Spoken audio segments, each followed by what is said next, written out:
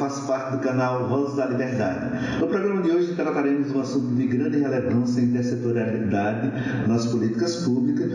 E para tratar desse tema tão importante, teremos aqui como convidado Pedro Álvares, ele que é lá do CRAS Madre Teresa de Calcutá, e a psicóloga Isabela, ela que é psicóloga aqui no CAP Jael Patrício de Lima, e ambos têm vasta experiência aí no campo das políticas públicas.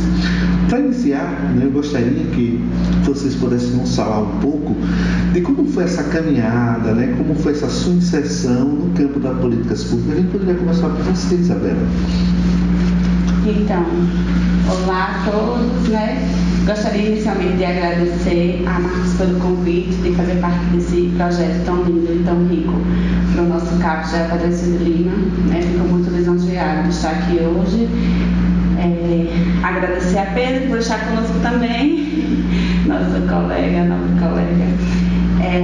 Então, minha trajetória nas políticas públicas, ela remonta à minha graduação, porque desde a época da graduação em psicologia, enquanto acadêmica, eu iniciei em 2008 um estágio no CRAS, nos equipamentos da assistência, então no CRAS de Santa Maria, e passei em CRAS, após a graduação, como psicóloga já há cerca de 10 anos, em um dos municípios da Bahia, no interior daquele estado de Sergipe.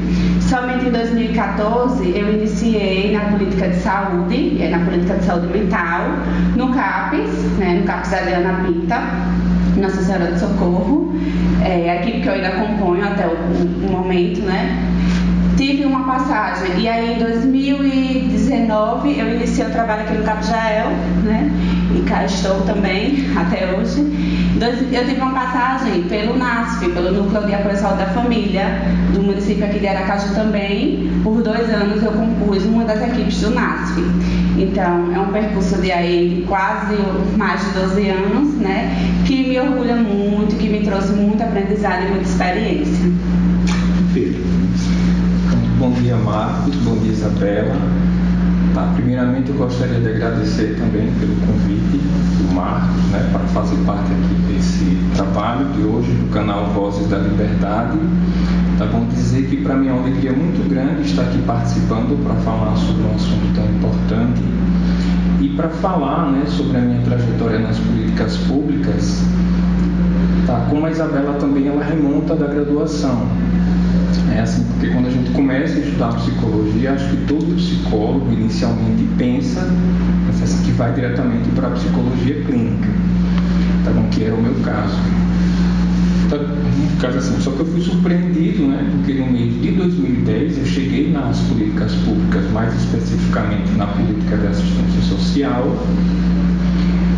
E para mim é uma alegria muito grande voltar aqui para esse território, porque eu comecei a trabalhar inicialmente aqui no CRAS Isoleta Neves, que é o CRAS de referência aqui desse território, desse distrito, e trabalhei nesse CRAS durante um ano, que fica aqui na Cidade Nova. Foi no ano de 2011 eu fui trabalhar no Centro de Referência de Assistência Social Madre Teresa de Calcutá, que fica na Jabutiana. E aí eu estou trabalhando lá no CRAS até hoje. São 10 anos aí de trabalho na assistência social e é um trabalho que tem me enriquecido muito profissionalmente. Eu tenho aprendido muito nessa política pública junto com os nossos usuários e também com o trabalho em rede, com as outras políticas públicas, essa interação que a gente tem feito com outros profissionais, que é muito importante, que é o tema que a gente vai trabalhar no dia de hoje. A gente fala de intersetorialidade, então eu gostaria que vocês pudessem falar um pouquinho do que é isso e como é que você percebe, Isabela, no caso, essa intersetorialidade nas políticas da saúde. E depois Pedro comenta de como ele percebe nas políticas da assistência, já que a gente está falando de 2 políticas de grande relevância e de suporte à população. Então, falar de intersetorialidade, é falar de territorialização, de conceitos que são caros ao SUS, as políticas de saúde. Pensar esse território como espaço onde esse sujeito, com o qual a gente lida no cotidiano, ele habita, e esse território que constitui esses sujeitos também, né, essa rede.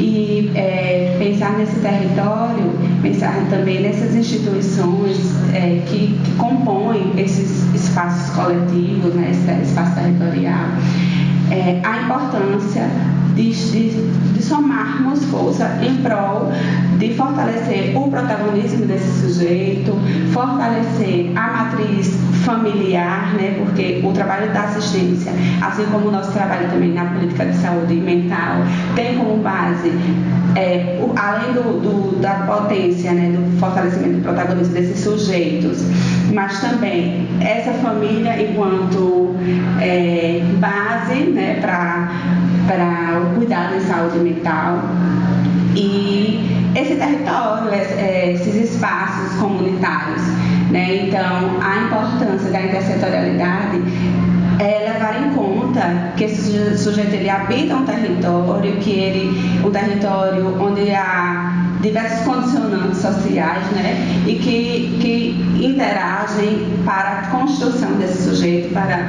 a formação desse sujeito. E é isso, assim, as políticas que constituem esse território, o Pedro falou inicialmente, né, de um dos equipamentos da assistência, mas existem outros equipamentos sociais e uma rede toda, né, de equipamentos, de espaços coletivos onde esses sujeitos eles buscam o acesso digno, né, aos direitos e nos auxiliam também e muito no que a gente propõe, que é o cuidado em saúde mental, né? Que é fortalecer, que é favorecer, promover saúde nessas pessoas, nessa comunidade. Assim, para falar da intersetorialidade, pegando aí a fala da Isabela, eu estava, digamos que fazendo uma retrospectiva, sabe, da minha passagem pela política. E aí eu gostaria de falar um pouco sobre a minha experiência no que diz respeito a treinar o olhar, né, para que a gente possa olhar aquele usuário, né, para que a gente possa olhar para aquela pessoa que busca os nossos serviços, para poder perceber aquele usuário enquanto usuário de diversas políticas públicas, né, e assim, transitando em diversos espaços. Porque naturalmente, né, quando a gente vai adquirir essa experiência profissional, a gente busca atender às demandas daquela pessoa na nossa política pública, e que é natural, né?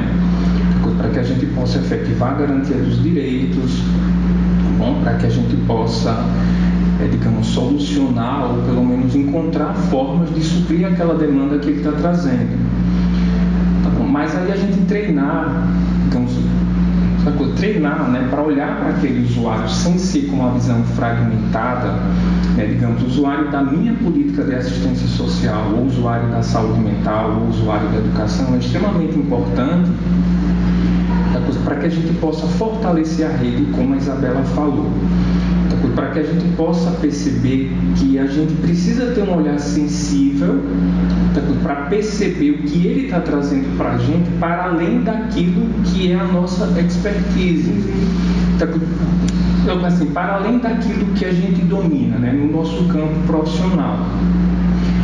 Então, assim, quando a gente exercita isso, a gente está favorecendo o fortalecimento da rede, assim, porque a gente entende que às vezes uma questão ou alguma demanda que a gente não consegue atender, o nosso colega, coisa que trabalha nas políticas públicas ou que trabalha em outro espaço da rede, né, coisa que aí pode ir para além das políticas públicas, digamos que é extremamente importante. E outra coisa, né, que é extremamente, digamos, cara para a gente, é a gente entender as potencialidades do território. Sabe? Achei maravilhoso, Isabela, ter tocado nesse ponto de a gente olhar para o território para entender, né, primeiramente para conhecer tudo aquilo que ele pode nos oferecer para que a gente possa ofertar essas possibilidades para os nossos usuários. Por quê? Por conta das demandas do dia a dia, né, nós somos muito, às vezes, sobrecarregados com o nosso trabalho, né, porque a gente sabe, digamos, que a busca pelos serviços é muito grande e a gente acaba, digamos, que não percebendo que existem outros espaços na comunidade que podem se somar ao nosso trabalho. Por conta disso, entender esse território, né? Perceber o que é que ele tem para oferecer para a gente é extremamente importante para que a gente possa fazer para que a gente possa fazer a intersetorialidade acontecer de fato. É importante que você tocou um ponto que me permita só fazer um breve comentário, que esse olhar também precisa ser desenvolvido no próprio usuário, né? Porque o usuário, às vezes, ele se vincula tanto ao serviço que ele esquece que existe efetivamente outras oportunidades dentro do território que pode ser tão terapêutico, né, e tão colaborativo dentro do seu processo de dinâmica de vida comunitária, né, que não só aquele serviço que ele está ali restrito. Então, quanto mais a gente amplia, né, mais possibilidade a gente oferta. Então, até pegando um gancho nesse sentido, qual seria esse serviço dentro do território que o usuário poderia acessar, tanto da assistência como da saúde? Como é que vocês visualizam assim, os tipos de serviços que a gente poderia estar despertando entre os usuários para que eles pudessem estar acessando e que saísse da expertise nossa ou se complementasse até com as nossas expertises? Então, complementando a sua fala, né, um dos carros-chefes, eu costumo dizer assim, do CAP, né, um dos principais ferramentas que a gente tem é o projeto terapêutico singular, né, que a gente chama de PTS, que é justamente olhar junto com esse usuário, né, o que é que ele pode fazer para além do cuidado interno no CAPES, né? O PTS é essa construção que é feita coletivamente, trabalhador, usuário, família, né? Pensando justamente nessa potência que há no território onde esse sujeito habita, né? O que é que ele pode buscar para cuidar, né? Pensando no cuidado de saúde mental, para cuidar da sua saúde, utilizando-se de outros espaços, outros equipamentos e ampliando essa rede de apoio, né? Que é isso que você está trazendo. Dos equipamentos de saúde, eu vou me ater aos equipamentos de saúde, já que o Pedro está aqui representando a assistência, né? Nós temos as unidades básicas de saúde, né? Que hoje se chamam unidades de saúde da família, né? As unidades de saúde da família. No cuidado em saúde mental, as referências de saúde mental, né? Que dispõem de psicólogos e psiquiatras, algumas inclusive assistentes sociais. E os CAPs, basicamente, né? Porque no momento os NASFs em Aracaju, pelo menos, não estão ativos, né? Foi uma política que o governo federal delegou que o município definisse se continuaria ou não, e o município de Aracaju não tem. E o programa Melhor em Casa, que aqui tem outra nomenclatura. Você vai dizer. Eu não me recordo também, mas a gente também poderia sinalizar também a questão da urgência em saúde mental, né? Que também faz parte, né, dessa rede de suporte, né? E que às vezes a gente não tem como dar conta dentro do serviço, né? Mas a gente pode lançar a mão dessa rede, né, como espaço que está dentro do território, né? Além do serviço de referência, né, hospitalar, o SHE, no Hospital São José, e o serviço hospitalar também, os leitos em hospital geral, no hospital universitário, no caso dos cuidados em saúde mental, para os pacientes graves em crise. Pronto, para falar da assistência... Lembrei de uma outra coisa que está fora um pouco da expertise da saúde mental diretamente, mas nós temos a academia da cidade, que ela também está dentro do território e que tem já uma colaboração reconhecida no sentido de promoção de saúde, de prevenção, e que também os usuários podem acessar dentro do seu território.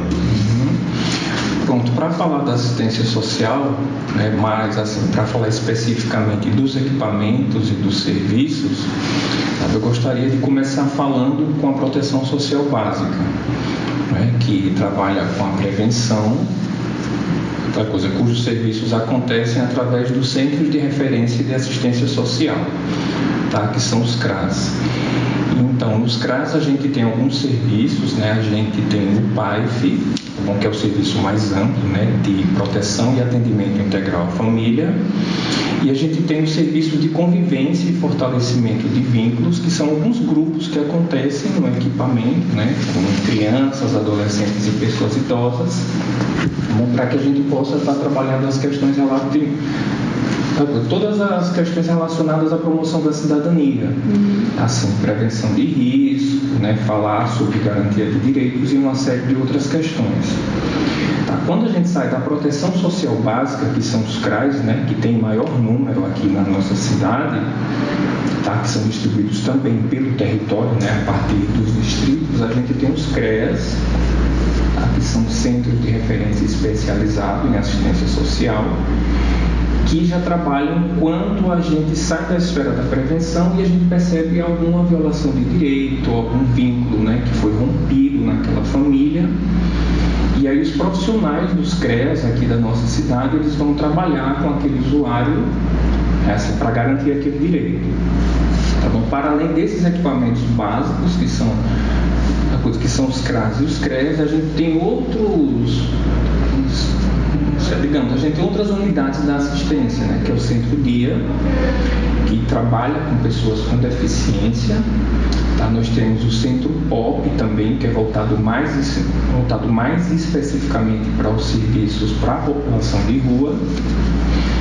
E nós temos as casas lares também, que servem de apoio, né, para que a gente possa acolher pessoas, digamos, em situações específicas, né, de modo temporário, para poder garantir o direito daquelas pessoas.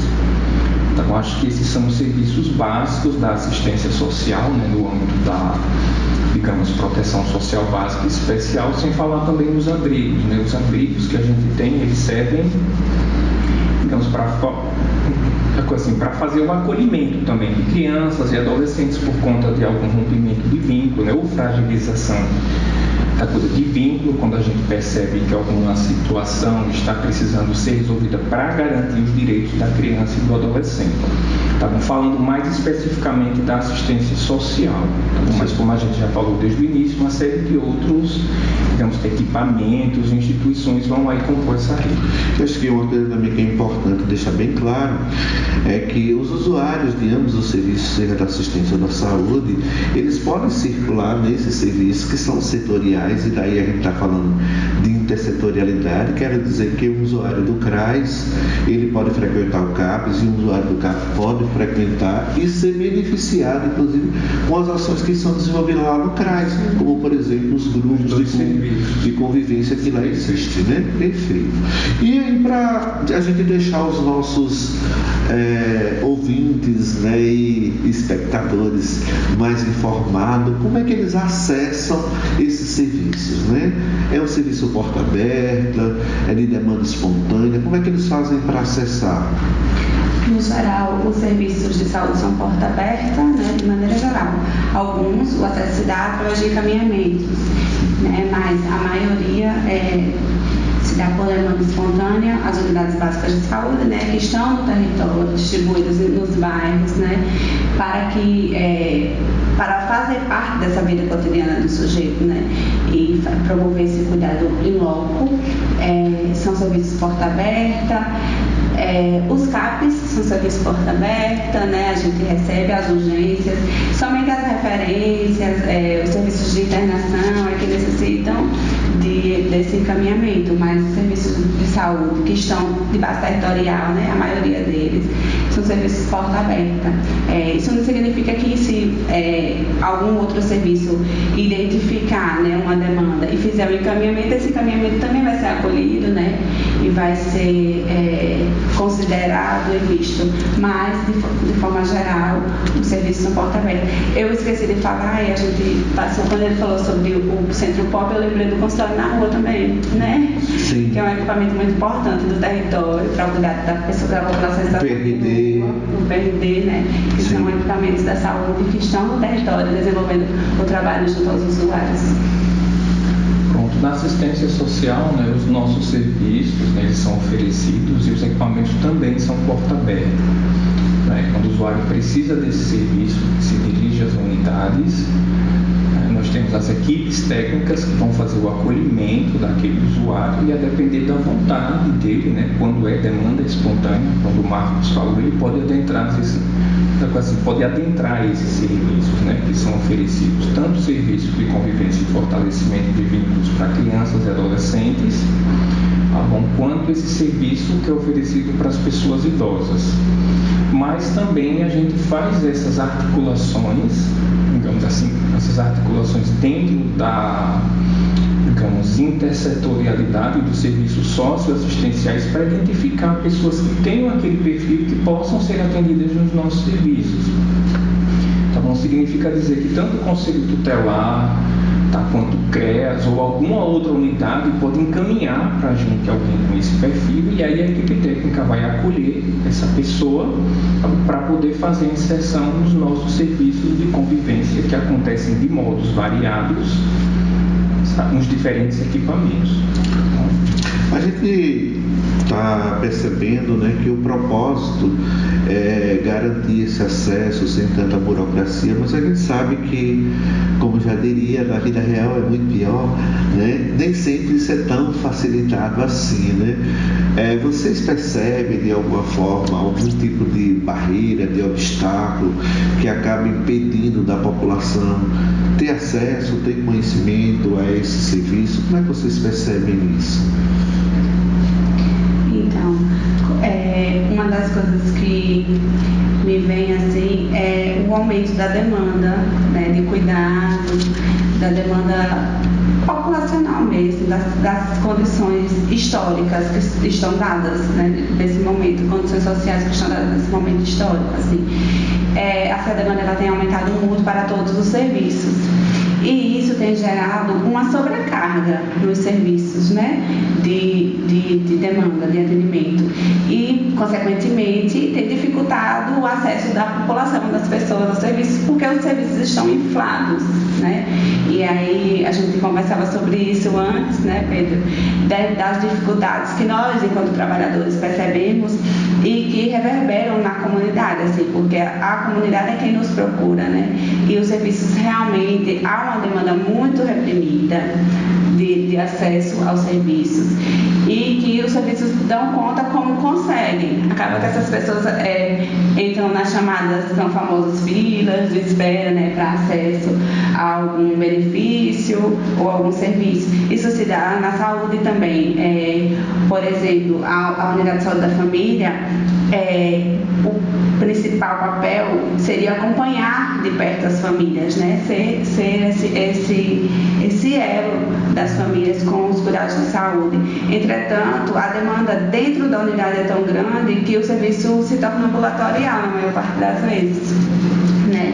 Então, hoje eu não sei muito bem como está no momento, mas acredito que continue assim. O acesso ao médico de saúde da família necessita de um agendamento, feito por conta da demanda, né? Então, esse usuário precisa chegar cedo até a unidade, fazer uma marcação, dar uma consulta, para poder passar pelo médico, né? Que não é o ideal, não é aquilo que a política propõe, nem é o que a gente gostaria, mas, diante do cenário que a gente vive, é o que tem sido possível, né?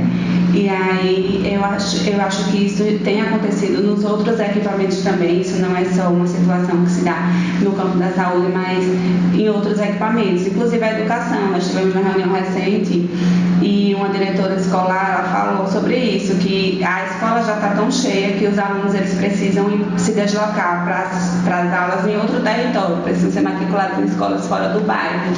E há uma resistência, muitas vezes das famílias, né, de fazer esse deslocamento, mas a demanda está reprimida, é grande, os serviços existem, então precisa melhorar também esse fluxo de acesso, né, para que essas pessoas elas consigam buscar os serviços de outra maneira, muitas vezes porque eles existem, eles estão aí, mas há ainda uma dificuldade. Bom, quando a gente fala de acesso, tem uma série de dificuldades, né, que a gente precisa pontuar, sabe, mais especificamente falando na assistência social, para que a gente possa superar essas dificuldades. Pegando a fala, né, da Isabela com relação à demanda reprimida, né, que é uma expressão que a gente utiliza muito nas políticas públicas para falar sobre aquilo que a gente não consegue dar conta, né? Para falar sobre aquilo que a gente não consegue atender, porque às vezes os serviços são inflados e a gente não tem nem, digamos, profissional suficiente para dar conta daquele serviço, tá bom? E às vezes não tem recursos necessários. É importante a gente pensar quando a gente pensa na realidade das políticas públicas, que tudo precisa funcionar, digamos, de modo ordenado para que esse serviço seja oferecido com qualidade para os nossos usuários. E uma série de variáveis estão relacionadas a acesso. Só queria pontuar uma especificidade em relação à assistência social, quando a gente compara com o serviço da saúde, que a gente tem uma certa dificuldade, está encontrando uma certa dificuldade, para que esses usuários voltem para os equipamentos da assistência social para fazer parte dos grupos de convivência. Porque com esse período pandêmico a gente teve, digamos, um afastamento, pelas medidas sanitárias que foram extremamente necessárias, só que a gente precisa reforçar muito a comunicação. Tem uma coisa muito interessante, a gente sabe que a política de saúde ela é mais, digamos assim, reconhecida no território, Eu não diria mais importante, mas a gente sabe que ela é mais assim, procurada, digamos, os serviços, mais especificamente, porque os da assistência também são. Mas os serviços de convivência da assistência, na realidade, eles são menos conhecidos. Eles são menos conhecidos no território, tanto com idosos quanto com crianças e adolescentes. E quando a gente faz algum atendimento, faz algum acolhimento dos nossos usuários, às vezes aquela pessoa se dirige ao CRAS ou se dirige a um outro equipamento e não conhece. A gente divulga, você sabia que tem grupo de idosos aqui, que tem crianças e adolescentes, aqui também grupos de crianças e adolescentes, para que aquela pessoa conheça. Por conta disso, eu acho que uma das barreiras de acesso é a divulgação dos serviços. Eu acho que a gente precisaria, digamos, conversar mais, nós, entre as políticas, para conhecermos os serviços uns do outros e mostrar para os nossos usuários essas possibilidades. É o profissional da educação de saber que existe um serviço de convivência e fortalecimento de vínculo no CRAS, porque quando ele percebe que aquela criança está sofrendo alguma violação de direitos ou que precisa prevenir, digamos, algum fator de risco importante, seja relacionado ao uso abusivo de substâncias psicoativas, questões relacionadas à violência, para que ele possa encaminhar e conversar com a equipe técnica do CRAS, com psicólogo, com assistência social, com assistente social, para que a gente possa efetivar e garantir esse serviço para aquela criança. Então, um dos gargalos é a comunicação entre as políticas, se a gente pudesse pensar outra coisa também, a divulgação, a divulgação desses serviços, elas acontecem, por alguns meios de comunicação, mas ainda não são suficientes. Digamos que a gente precisaria, que todas as políticas tomassem iniciativas como essa que está sendo tomada hoje, de convidar a rede, de convidar o colega. Por quê? Porque às vezes eu estou trabalhando no meu equipamento da assistência social, o colega da saúde está trabalhando no equipamento dele e um não convida o outro para o seu espaço. Promover esses momentos, para que a gente possa conversar junto e até pensar na solução, digamos, na solução e nas possibilidades, de solução para algumas questões em conjunto, digamos que é extremamente importante. E nisso a gente falha muito ainda, digamos, essa comunicação entre nós.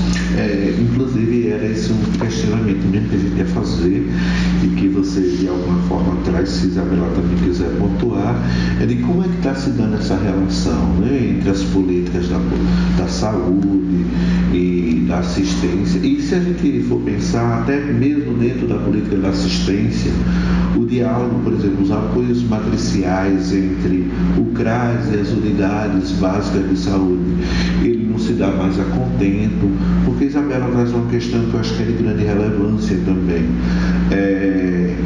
Os serviços estão sobrecarregados por deficiência da própria rede, né? Se você não tem um ambulatório em saúde mental que funciona com tempo, usuário de baixo risco, né, que está com quadro lá moderado ou leve, pela falta desse profissional, por exemplo, lá na referência ambulatorial, ele sobrecarrega o serviço do CRAS, ou do CRAS, não, do CAPS.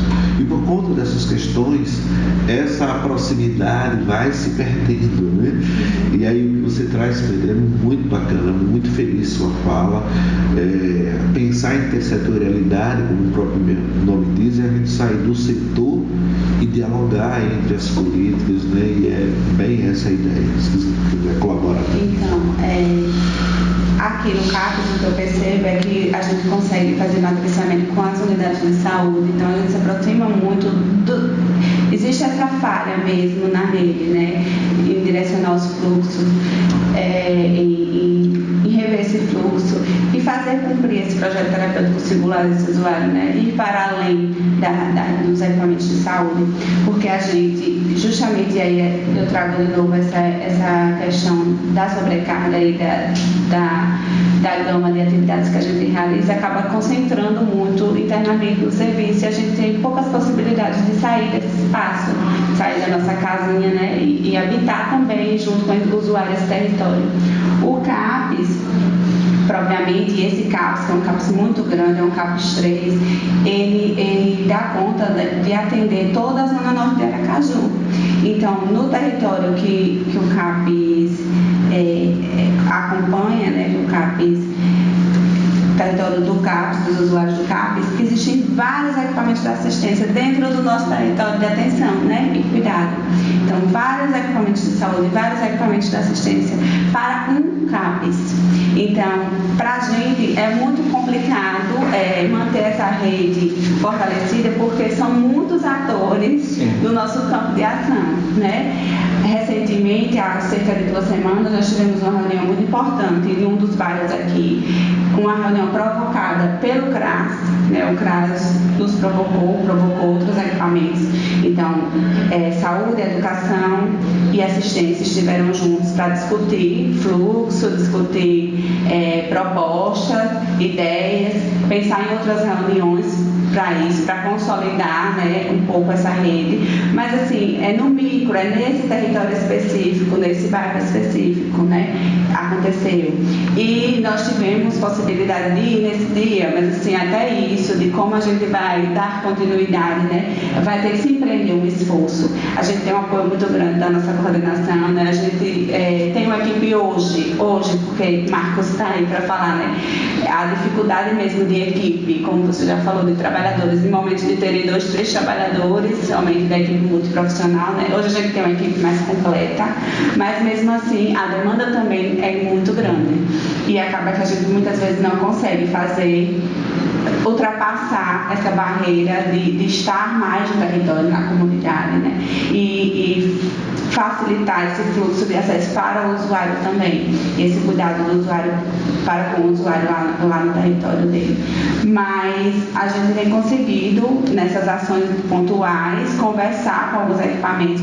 Muitas vezes isso se dá, né, nessa camaradagem, né? Eu diria assim, digo que eu conheço o colega que está ali, então eu acesso o colega e a gente vai tentando por essa via, mas é justamente porque realmente é difícil para os serviços e eu me colocando enquanto CAPS, né? Para o CAPS, que tem um território de abrangência muito grande, né? Essa dificuldade ainda se amplia, porque são muitos bairros sobre os nossos cuidados de saúde mental, né? E aí a gente não tem muito braço mesmo para alcançar todo esse território. Mas aí quando essas iniciativas acontecem, a gente sempre tenta estar junto, a gente sempre tenta se colocar disponível, estar junto com esses equipamentos nessas discussões. Nós estamos chegando ao final da nossa entrevista com tantas informações enriquecedoras e eu deixo à vontade os nossos entrevistados aqui para fazer as suas considerações finais, para fazer o fechamento e desde já agradecer imensamente o convite aceito, né, tanto por Isabela como por Pedro, e fiquem à vontade. Obrigado, Isabela.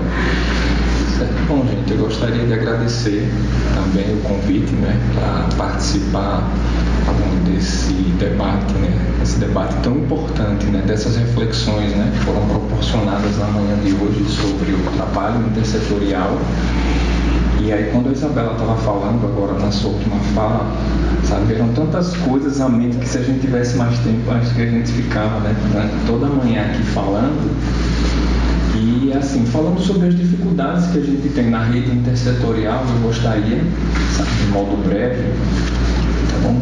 De modo breve, dizer que a gente precisa pensar para além dos encaminhamentos. Sabe, isso me preocupa muito quando a gente fala de relação com a rede intersetorial encaminhar. Sabe, o usuário. Encaminhar não é fazer intersetorialidade. Assim, sabe, eu acho que fazer intersetorialidade é a gente formalizar isso que a gente está fazendo aqui hoje nas políticas públicas. Porque a gente vai ter garantido esse espaço para que a rede seja reconhecida de acordo com a importância que ela tem. A coisa é se trazer para, digamos, as nossas práticas, para o nosso cotidiano, isso que a gente está vivendo aqui agora, né? Um psicólogo da assistência social, tá, com uma psicóloga da rede de saúde mental, né, conversando aqui. Então, digamos, isso precisa fazer parte das nossas práticas, mas de modo, digamos, muito forte, para que a gente não fique nisso que a Isabela falou, e ela falou de modo muito, digamos, ela foi muito feliz nessa sua fala. Às vezes a gente conhece o colega e essa iniciativa acaba sendo muito pontual. A gente procura a pessoa, alguém convida, vai falar, mas se a gente formaliza isso, a gente garante, tá bom, que todos os direitos daquele usuário sejam garantidos de maneira efetiva, porque a gente garante que todos os direitos daquele usuário sejam garantidos de maneira efetiva. Tá bom? Para que a gente possa olhar para aquele usuário de maneira integral, né? Como sendo uma pessoa que tanto faz uso da política de saúde quanto da política de assistência social e de outros diversos espaços no território onde ele faz parte. Bom, para finalizar, eu gostaria de agradecer mais uma vez, né? Dizer o quanto eu estou honrada com esse convite, dizer o quanto falar sobre isso, sobre esse tema me é caro, né? Porque um território, voltando a palavra que foi tão falada hoje, que eu habito há tanto tempo, né? As políticas de assistência, e que eu amo fazer, assim, eu me identifico, gosto e amo de paixão. E estar aqui no local onde eu trabalho, onde eu tenho passado os meus dias com os meus colegas, né, Marcos? Estar aqui com vocês, fazer parte desse momento, desse projeto, como eu falei no início, que é muito lindo, que tem trazido uma potência muito grande para o nosso serviço, para os nossos usuários. E que me traz, né, me deixa muito honrada de estar aqui. Eu agradeço mais uma vez, né, estar aqui com vocês. E é isso, assim, espero que a gente, como o Pedro falou, encontre outros momentos para conversar sobre essas coisas, fora das câmeras, né, junto com os usuários, porque eu acho que eles são a parte principal disso, então que essa construção seja feita também junto com eles, né, essa interlocução, esse diálogo, porque cada território tem suas especificidades, suas particularidades, e cada sujeito demanda, né, questões específicas e precisa fazer parte, estar junto, né, que a gente consiga integrar e trazer eles para perto da gente, né, que a gente consiga se aproximar cada vez mais enquanto equipamento, desse cuidado que a gente se propõe a fazer no território. Muito obrigado a todos e até o nosso próximo programa.